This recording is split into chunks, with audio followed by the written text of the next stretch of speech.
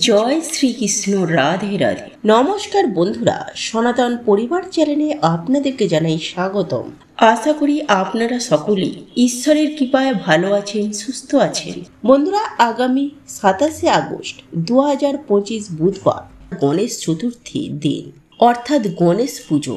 আর এই গণেশ পুজো প্রত্যেকটি হিন্দু ঘরে হয়ে থাকে। বন্ধুরা, আজ আমি আপনাদেরকে জানিয়ে দেব 90% মানুষ এই একটি জায়গায় ভুল করে।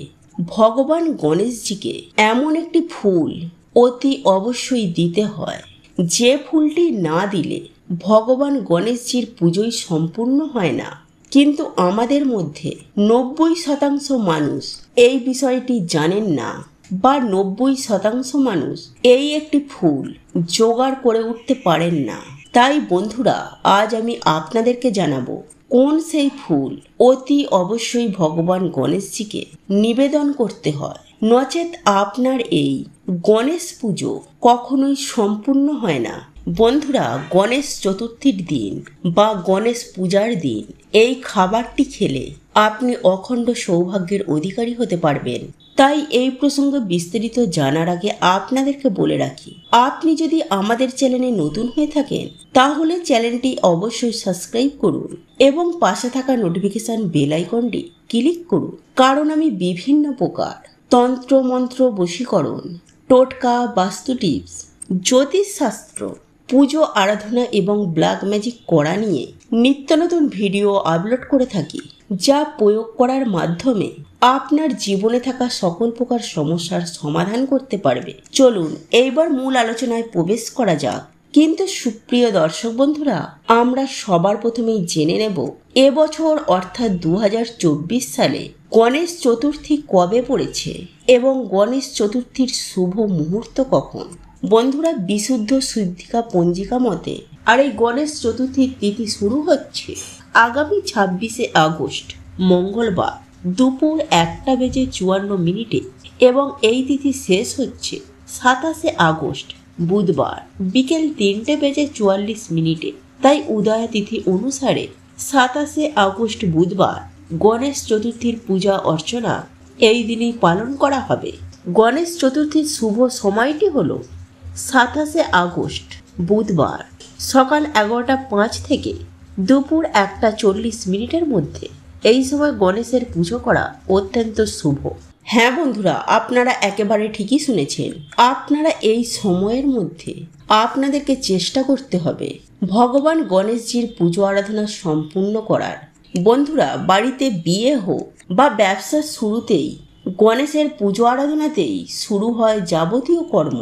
আর বন্ধুরা, আমাদের হিন্দু শাস্ত্র মতে সিদ্ধিদাতা আশীর্বাদ নিয়ে যে কোনো শুভকর্ম সম্পূর্ণ করার রীতি পালিত হয়। এতে বাড়িতে বা কর্মস্থলে আসে ইতিবাচক ফল, এমনই বিশ্বাস রয়েছে স্বাস্থ্য বিশেষজ্ঞদের।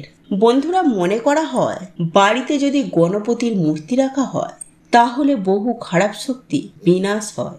সেই সঙ্গে ভগবান গণেশজির পুজোয় হলুদ অর্পণ করলে তা সুখদায়ী ফলদায়ী বলে বিশ্বাস আছে বহু জ্যোতিষবিদদের।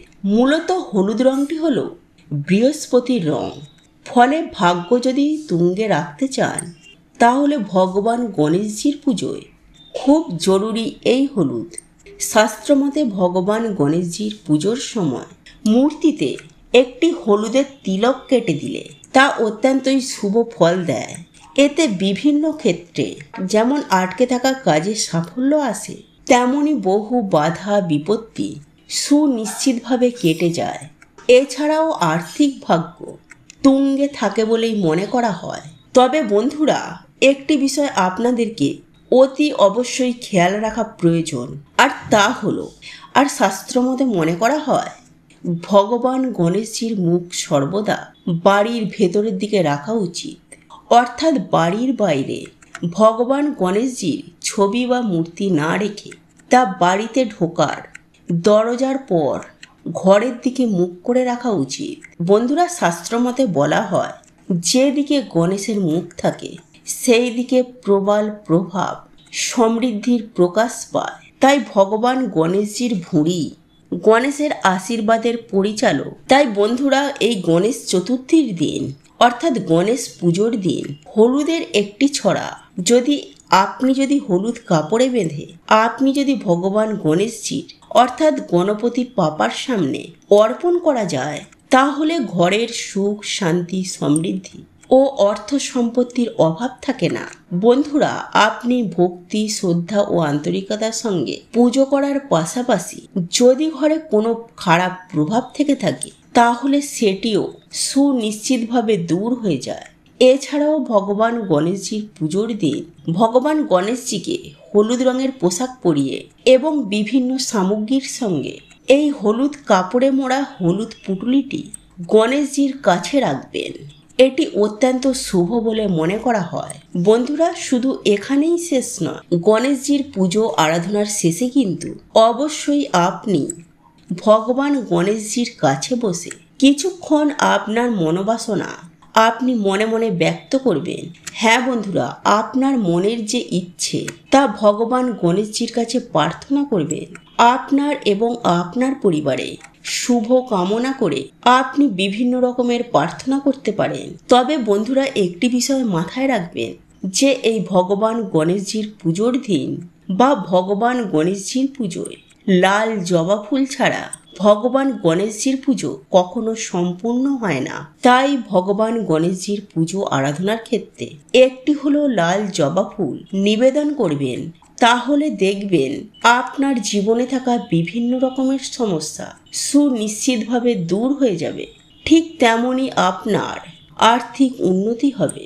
তাই বন্ধুরা, ভগবান গণেশজির পুজো আরাধনার ক্ষেত্রে 21টি দূর্বা এবং লাল জবা ফুল অতি অবশ্যই নিবেদন করবেন। এই দুটি উপকরণ ছাড়া ভগবান গণেশজির পুজো আরাধনা করা আর না করা দুই সমান। বন্ধুরা, গণেশ চতুর্থীর দিন বা গণেশ পূজার দিন এই খাবারটি খেলে আপনি অখণ্ড সৌভাগ্যের অধিকারী হতে পারবেন। হ্যাঁ বন্ধুরা, আপনারা একেবারে ঠিকই শুনেছেন। আপনার আর্থিক ভাগ্য খুলবে এবং সারা জীবন সুস্থ ও নীরব থাকবেন। সেই সঙ্গে জীবনে ধন দৌলত সেকেন্ডে আসবে।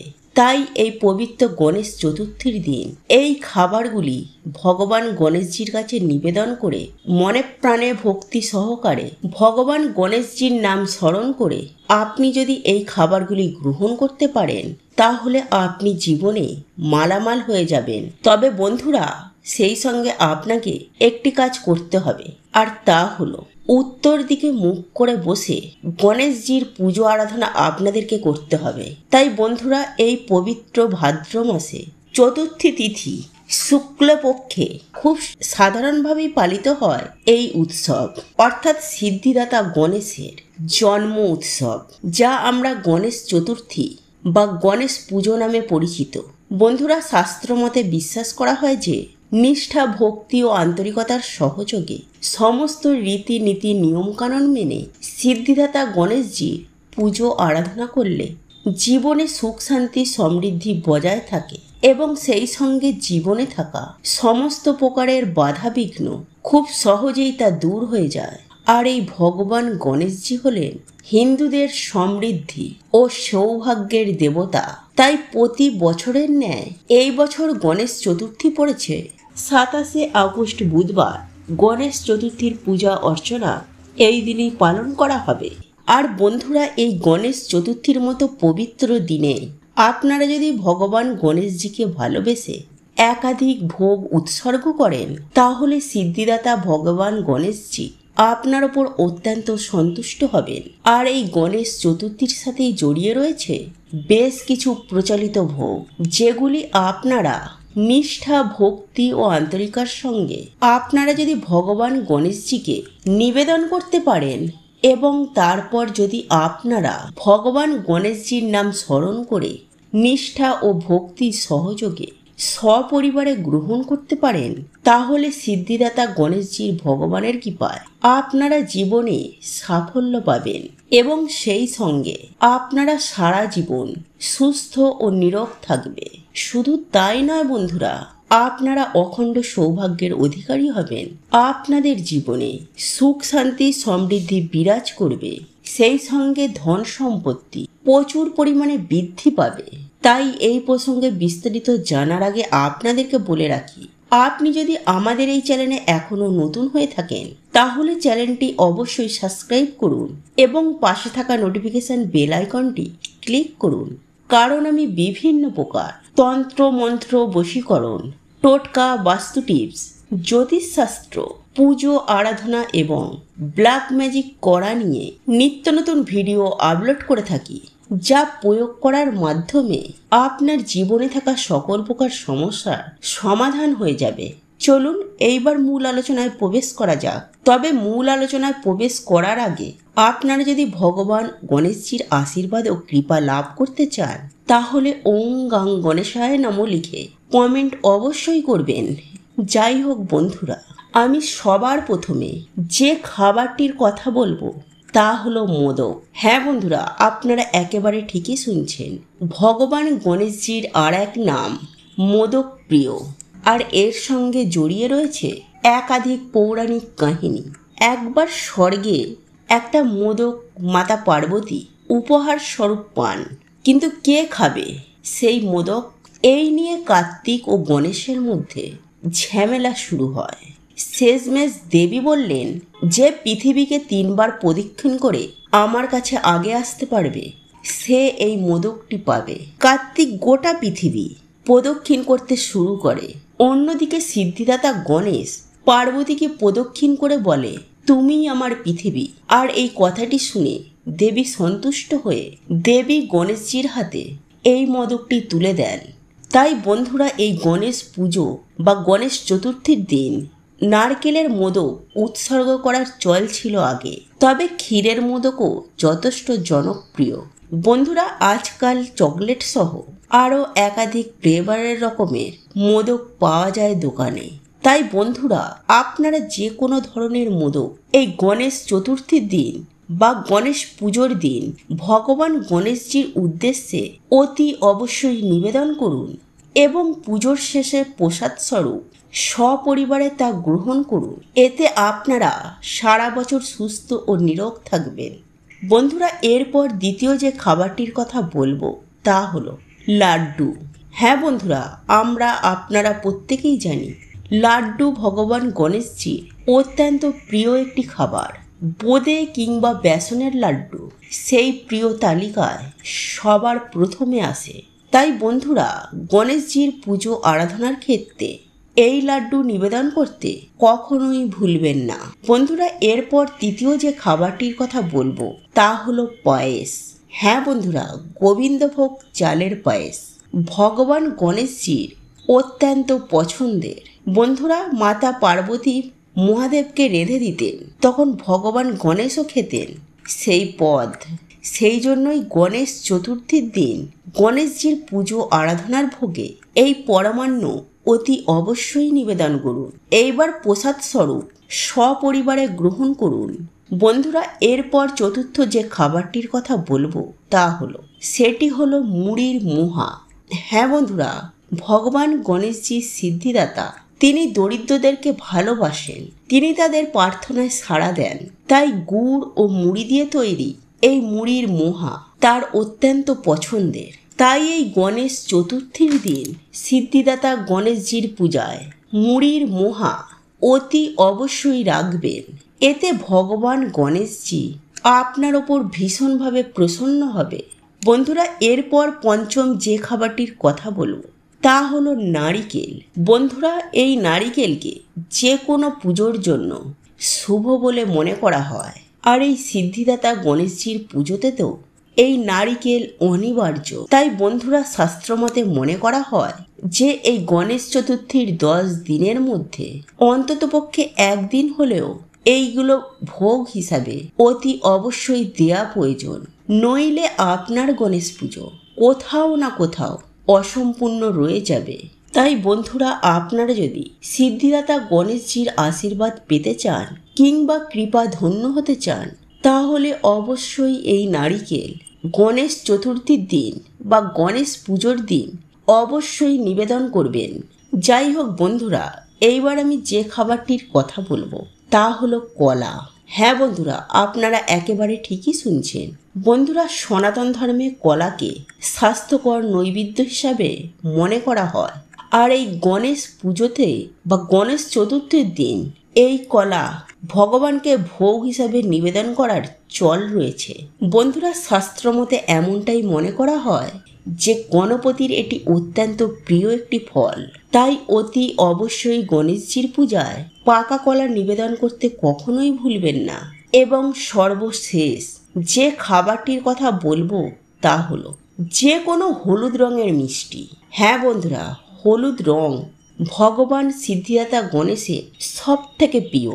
তাই বন্ধুরা, এই দিন যে কোনো হলুদ রঙের মিষ্টি সিদ্ধিদাতা ভগবান গণেশজিকে উৎসর্গ করা অত্যন্ত শুভ। তাই বন্ধুরা, অতি অবশ্যই সিদ্ধিদাতা গণেশের পুজো আরাধনার ক্ষেত্রে হলুদ রঙের যে কোনো মিষ্টি আপনারা অবশ্যই রাখবেন।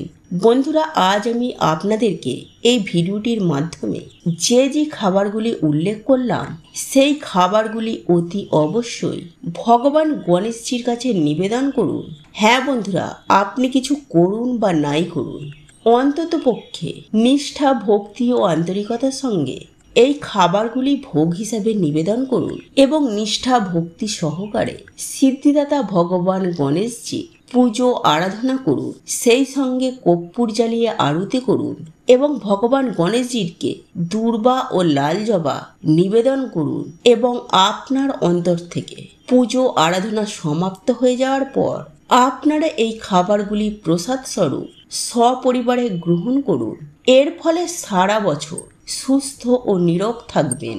সেই সঙ্গে আপনার পরিবারে সুখ শান্তি সমৃদ্ধি বৃদ্ধি পাবে।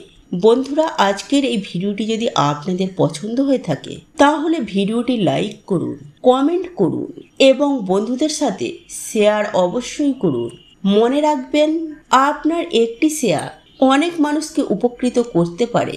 এবং আপনি যদি নতুন হয়ে থাকেন তাহলে চ্যানেলটি অবশ্যই সাবস্ক্রাইব করবেন এবং পাশে থাকা নোটিফিকেশন বেল আইকনটি ক্লিক করবেন। এই রূপ নিত্য নতুন ভিডিও সবার আগে দেখার জন্য। ঈশ্বর আপনার মঙ্গল করুক। আপনি সুস্থ থাকুন, ভালো থাকুন।